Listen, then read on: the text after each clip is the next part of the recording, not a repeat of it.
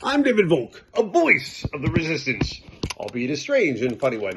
Today's post, I go into the way, way back machine, inspired by the situation with Starbucks' upcoming closures, to read you the post, an open letter to Starbucks. This ain't no nong-nong joke. Dear anti-eggheads, as a Jew, I'm not really sure why I care about this, really. I mean, I'm still not sure why one of you Goyim decided that a good way to celebrate the holiday season and the birth of the little baby Christ child was to drink eggs. After all, the last time I saw someone drink eggs, I was a preteen and my dad had to drink them as part of his ulcer diet. And it was disgusting. In a way, I suppose drinking eggs is kind of like drinking coffee. From where I sit, no matter what country the beans come from, black coffee is just awful. But if you add enough junk into it, like, say, sugar, maybe some milk or cream, some nutmeg, some cinnamon, and a bit of rum, or another adult beverage, and it starts to taste pretty decent. I guess the same is true of drinking eggs. Then, if you add the sweetened egg beverage to stuff like muffins and ice cream and milkshakes, lattes and fraps, it almost makes the holiday season worth living for, if not for all those vapid Christmas carols.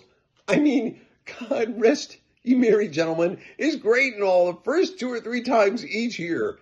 But if I have to listen to Jingle Bell Rock one more time in my life, I swear to you, I'm going to lose my shit.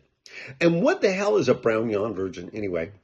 Based on statistics I just made up, 3 out of 4 coffee drinkers who chew Trident actually prefer the taste of eggnog lattes. 4 out of 4 prefer the taste of any coffee flavor over the taste of a piece of Trident gum, but that's another story for another time.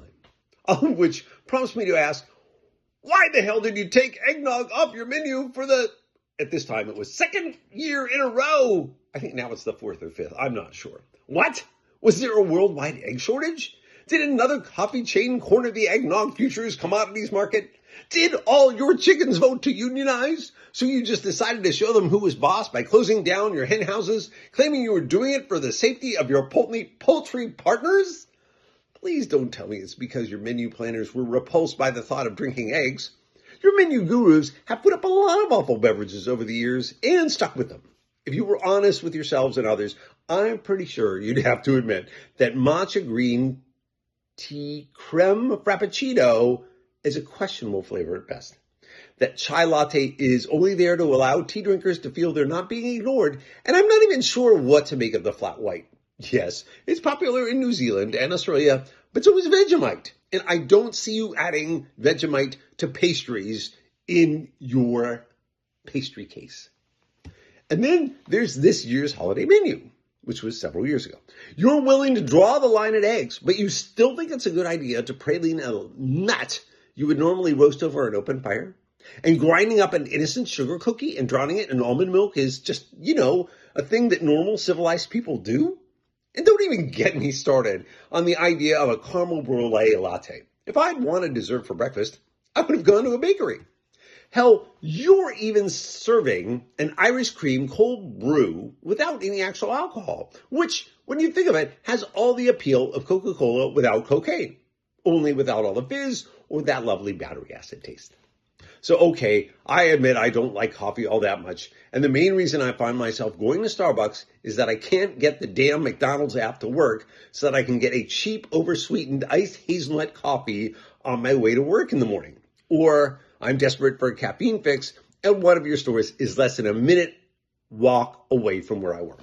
But all those reluctant stops over the course of a year should add up to something besides a loyalty card full of stars that I don't use all that much.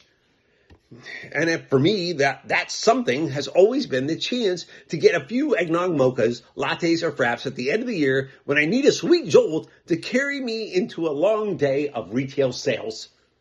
I've never really understood your focus on pumpkin spice lattes. Every year, there's a breathless campaign letting people know PSL is coming, and it arrives earlier and earlier just to please the masses. And PSL is what? Some frivolous mix to pureed pumpkins left on the steps of your employees' houses on the day after Halloween, combined with some of the same spices in far more superior eggnog? If you're going to celebrate a lowly squash, I can't see why you aren't willing to elevate the majestic egg. Sure, people may color them around Easter time and hide them because they're so valuable, I guess. But at least they don't cut holes in their bodies, stick candles in them to add that smoky flavor, no doubt, and leave them out where trick-or-treaters can have their way with them. Starbucks, I swear to you, if you don't restore eggnog to its rightful place on your menu next year, I guess I'll just have to go to the Costco Business Center, invest in a bottle of eggnog syrup, and make my own damn drinks at home. And I'll urge the rest of my egg-loving friends to do the same. And then the yoke will be on you. Either that, or we'll bring Clara Peller out of retirement and launch an ad for a competing coffee company asking the question, "Where's the nog?" I've been David Volk, a voice for the resistance, albeit a strange and nogless one.